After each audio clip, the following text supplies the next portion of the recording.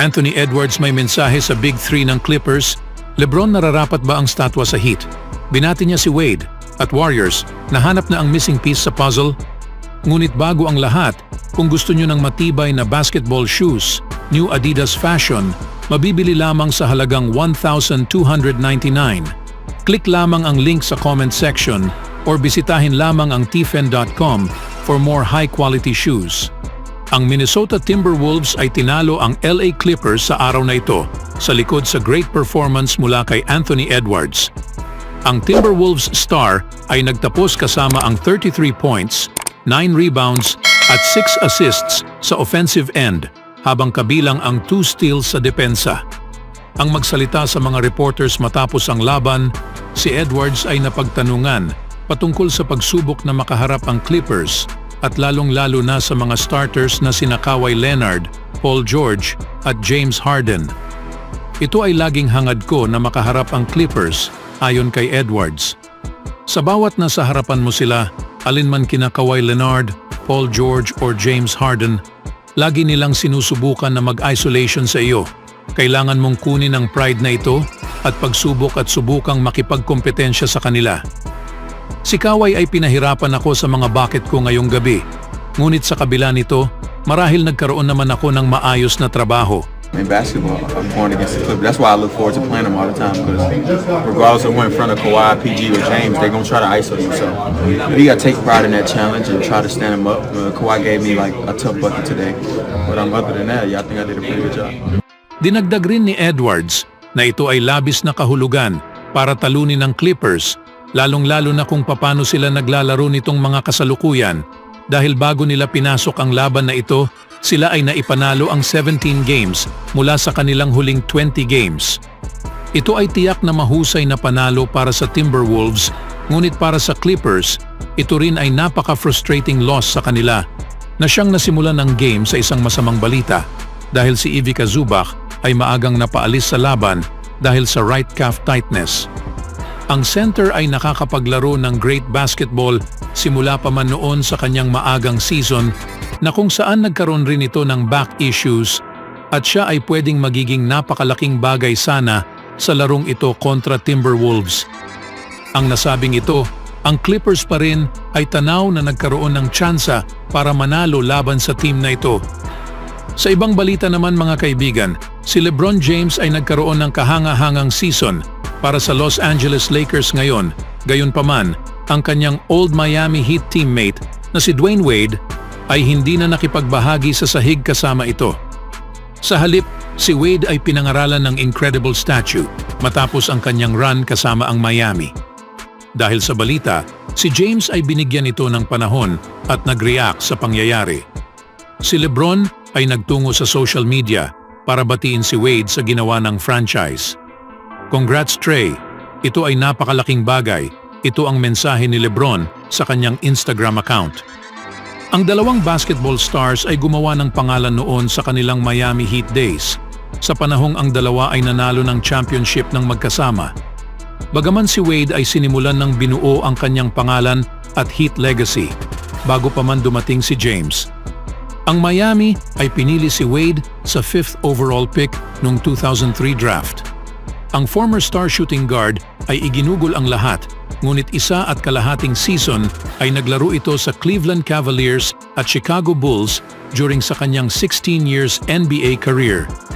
Sa katapusan sa kanyang career, si Wade ay nagawa ang 13 All-Star appearances, 2 All-NBA first-team selection at scoring title noong 2009. Higit pa, naabot niya ang career average na umabot sa 22 points, 4.7 rebounds, 5.4 assists at 1.7 steals. Naipanalo niya ang 3 NBA championships. Ang kanyang dalawang titulo ay kasama si LeBron James na kung saan sa panahong ito labis ang pagkakaroon ng excitement sa liga. Maraming mga fans ang laging binabalikan ang iconic alley-oop ni Wade patungo kay LeBron at ito ay nagpatuloy ngayong 2024. Ngayon si James ay naglalaro pa rin sa kanyang 21st season at gusto nitong maipanalo pa ang mga iilan kasama ang Lakers. Ang Los Angeles Lakers ay nagmula sa 2-game losing streak at nakaupo sa 11th place sa Western Conference standings. Gayunpaman, si James at ang kanyang team ay hindi pa sumusuko. At marahil ang makita ang kanyang kaibigan at former teammate na pinangaralan ay makakapagdala sa kanya na maging motivated. Anong masasabi niyo mga kaibigan? Nararapat rin ba ang estatwa ni LeBron sa Miami Heat?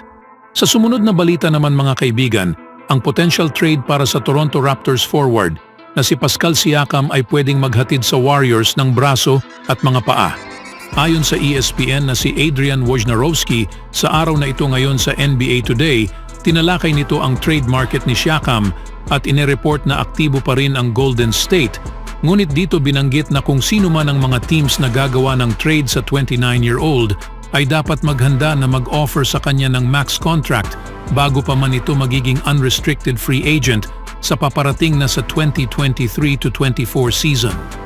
Si Pascal Siakam ay magkakaroon ng labis na pag-uusap patungkol sa kanya na matrade dahil siya ay magiging free agent sa summer na ito, ayon kay Wojnarowski. At syempre, kung sakaling gusto mo siyang kunin, kailangan mong maghanda at i-max ito. Kailangan mong malaman na gusto niyang maparito at kailangan mong mag-package sa Toronto na ito ay magiging makabuluhan sa kanila.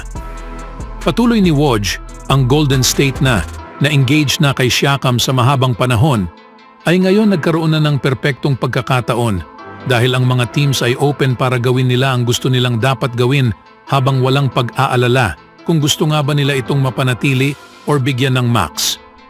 Dagdag ni Woj, para sa Warriors, hindi ganon kalaki ang panganib, anong magagawa kasama ang payroll? Willing nga ba natin bigyan ng max si Siakam? Dahil maraming mga team ngayon sa NBA ang mayroong sapat na cap space sa summer na ito at handa itong ibigay sa kanya. Ang Golden State na siyang napagmay-ari ang largest payroll sa NBA history ay tiyak na magkakaroon ng iilang talon sa prosesong ito kung sakaling itutuloy nilang kunin itong si Siakam. Ang Warriors ay tunay na nagkaroon ng seryosong interes dito kay Siakam.